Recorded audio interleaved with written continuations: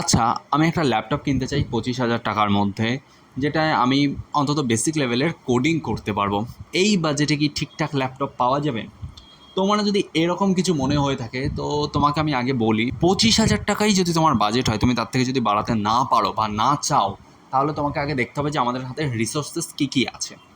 প্রথম কথা হচ্ছে, আজকের দিনে দাঁড়িয়ে, মানে আজকে জুলাই মাসের 18 তারিখ 2024-এ, তুমি আজকের দিনে দাঁড়িয়ে 25,000 টাকার মধ্যে কি ল্যাপটপ পাচ্ছ সেটা আগে দেখো। তুমি যদি ল্যাপটপের কথা বলো, এই সময় একটাই মাত্র ল্যাপটপ অ্যাভেলেবেল আছে যেটা 25,000 টাকার নিচে। সেটা হচ্ছে SR1 2024-এর ভার্সান, যেটা আমি 2024-এর ভার্সানগুলোর কথা বলছি। পুরোনো ভার্সান নিলে তুমি আরও অনেক কিছু পাবে, কিন্তু তুমি যদি লেটেস্ট ভার্সান নিতে চাও 2024-এর ভার্সান, তাহলে একটাই আছে SR1 ইন্টেল কোর i3 11 জেনারেশনের 1115 G4 এর। এবার দেখো, এই ল্যাপটপটা কি কোডিংয়ের জন্য ঠিকঠাক হবে? তার জন্য তোমাকে আগে জানতে হবে যে কোন কোন ল্যাপটপ কোডিংয়ের জন্য ভালো হয়। আচ্ছা, তুমি এখানে খেয়াল করে থাকবে যে আমাদের ইন্টেল i3 আছে 11 জেনারেশন। এই টাইমে তো আমাদের মোটামুটি 13-14 জেনারেশনে চলে এসে 11 জেনারেশন ঠিক আছে, চলো।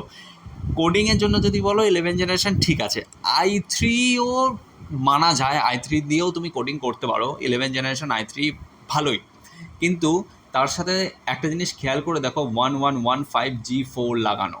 এবার তোমাকে বুঝতে হবে এইটার মানে কি, কোন প্রসেসরের শেষে জি থাকে বা কোন প্রসেসরের সাথে এইচ থাকে। এটার জন্য আমি একটা শর্টস বানিয়েছি, তুমি ওটা চেক আউট করে নিতে পারো। দেখো, কোনো প্রসেসরের শেষে যদি জি থাকে, তার মানে হচ্ছে সেই প্রসেসরে একটা ইন্টিগ্রেটেড গ্রাফিক্স কার্ড লাগানো আছে।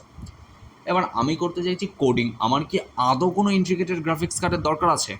একদমই না, আমার কোনো গ্রাফিক্স কার্ডের দরকারই নেই। তার উপর কত দিচ্ছে? 1115, যেটা অনেকটাই লো। অন্তত তুমি কোডিং করতে গেলে মিনিমাম 5,000 তো নেবে, চলো 5,000 ছাড়ো, অন্তত 3,000 তো নেবে। তার নিচে কোডিং তুমি রান করতে পারবে না। এবার তুমি বলতে পারো কোডিং তো খুব হালকা জিনিস, আমরা পাইথন রান করবো বা জাভা রান করবো বা এক্সটিএমএল রান করবো, এগুলো তো খুবই হালকা জিনিস। হ্যাঁ, কোডিং ব্যাপারটা হালকা জিনিস, বাট কোডিং তুমি কোনো না কোনো অ্যাপে চালাবে। খোলা মাঠে কোথায় কোডিং চালাবে?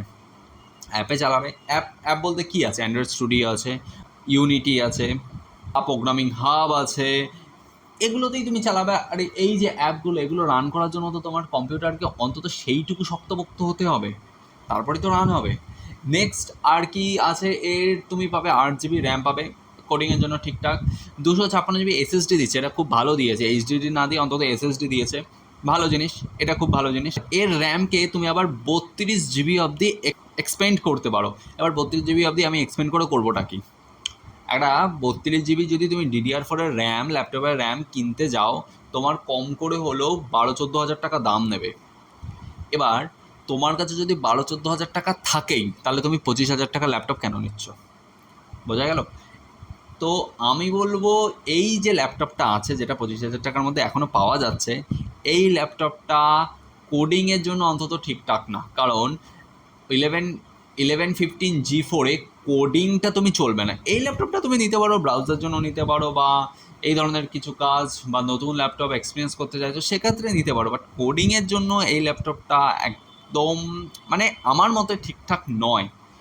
আর এর ব্যাটারি আবার 2 সেলের ব্যাটারি, 45 ওয়াটের পাওয়ার অ্যাডাপ্টার তুমি পাচ্ছ। এবার তুমি বলতে পারো, না আমি যদি অফিস ওয়ার্কের জন্য নিতে পারি তাহলে এটা কেমন হবে? এবার অফিস ওয়ার্কের জন্য তোমার তো এমএস অফিস লাগবে।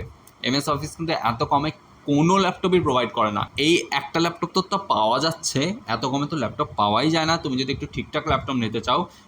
আর কোনো ল্যাপটপই এত কমে এমএস অফিস প্রোভাইড করে না, তো এটাতেও তুমি এমএস অফিস পাবে না।